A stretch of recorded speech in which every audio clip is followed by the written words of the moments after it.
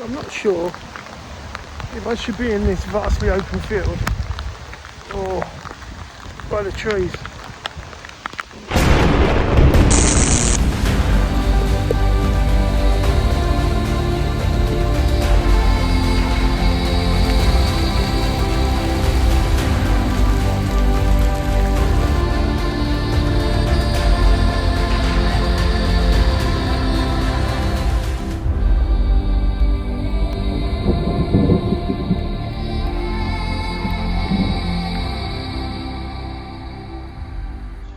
Here's a little tip.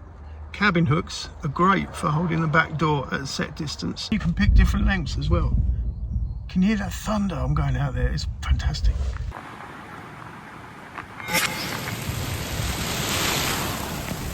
The really good thing when it's like this is you pretty much guarantee you're the only person in the woods. If someone says to me, when's the last time you felt truly alive? I can reference this video. It's lovely being out in the rain, especially after all that heat.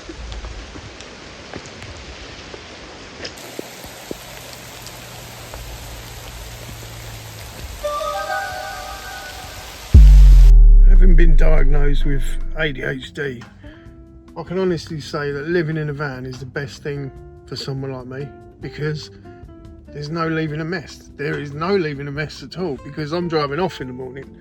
So if there's still a mess on the side, it's going to end up all over the floor. So you have to do the washing up and you have to do the putting away. Still forget to brush my teeth. I'm working on that.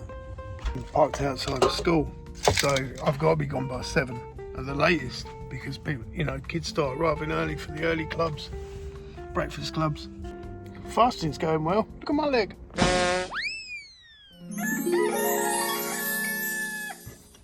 This car just slowed down as it drove past. There was this little Indian guy, he got out. He looked a bit shifty. His wife was looking out the passenger side. And he shuffled up to the back door and he went, "Food? Tea and food?" I was like, I couldn't work out if he was offering me tea and food or if he was hungry and he wanted tea and food. And I just went, "Oh no, I'm alright, I've got a cooker." And he shuffled off and got back in his car. Either he's gone away starving or I've missed out on a beautiful curry. I'm 27 hours into this week's 36-hour fast. And it occurred to me that another good reason for doing it, and there are multiple good reasons for doing it, another good reason for doing it is in preparation for when shit hits the fan. I'm not a prepper. I'm not a nihilist. I'm not a naysayer or a doom wizard. I should change my channel to Doom Wizard. But the way society and the world is going at the moment, there's a good chance at some point in the future, and you know, this is just a thought, that food supplies might start running scarce. The logistics, the infrastructure of getting food on the table could come under threat. So if you're training yourself for fasting, for going without, then you're already one step ahead of everyone else if that ever happens. You won't panic on day one because you're ready for it. You've done it. You know how to control it. So it's a valuable tool to have. And if you're not sure, look into fasting, because the benefits, the health benefits, are off the scale. I'm not feeling particularly great at the moment. I keep planning what my ideal meal would be. But yeah, kedgeree. I think kedgeree would be the winner at the moment. But yeah, get in training. It's all going to go tits up. The shit's going to hit the fan. Start fasting now. You'll thank me later.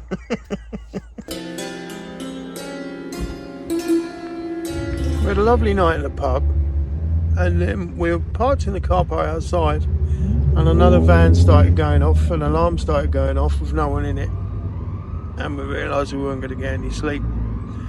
So I got out my van and we were going to move off to here, Tesco's, and a massive branch fell off the tree onto my van. Luckily there's no damage, and then I walked into a load of stinging nettles. So it's a constant adventure.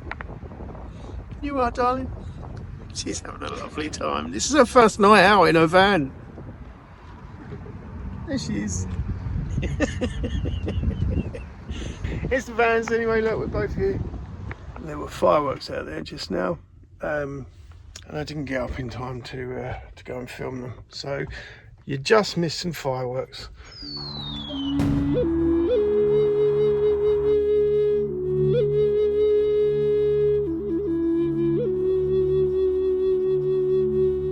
Did you know squirrels can smell nuts up to 400 metres away, which is a quarter of a mile? That's insane. I better have a shower. Just going back to that previous thing about in a thunderstorm, open flat field or near the trees, the answer of course is neither. Being in a big open flat field, you're the highest point in that field, and yeah, perfect conductor for electricity.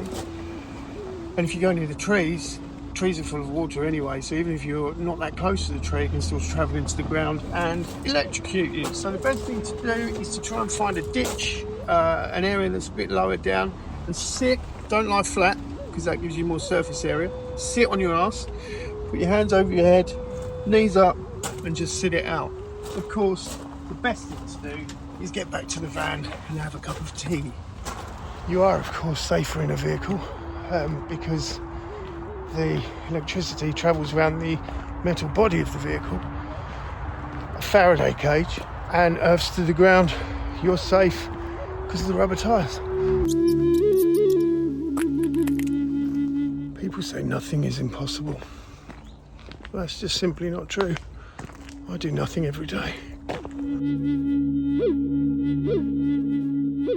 I love these woods. I particularly love this bit. If this was the Old West, I'd camp here for the night. Lucky I had some duct tape in my bag, and I've made this the ultimate selfie stick. Look at it. Oh my God, I can go anywhere with this thing.